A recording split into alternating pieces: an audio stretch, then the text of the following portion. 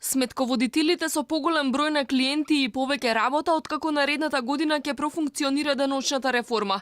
Тие се само делумно подготвени за пресметка на плати, даноци и придонеси по повеќе различни стапки.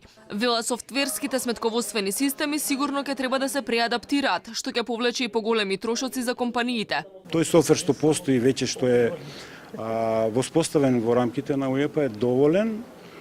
Иако можеби софтверските компании можеби нешто ќе направат во тој дел, па можеби ќе направат адаптација на софтверите бидејќи ги има повеќе.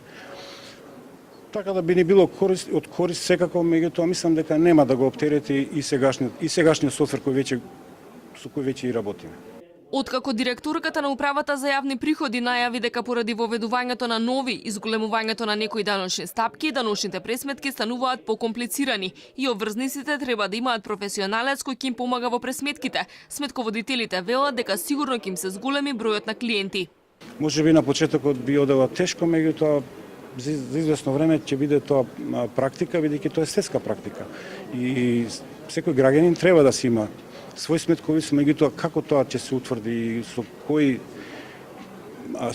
примена на кои стандарди, мислам дека треба да поработиме на тоа. Кога министерот за финансии ја најави деночната реформа, бизнисмените побараа одложување за 5 години, а меѓу другото алармираа дека ќе треба да платат значително повеќе за промена на сметководствениот софтвер. Дел од нив предупредија дека првите проблеми ќе се појават веднаш, уште со пресметките на јануарските плати.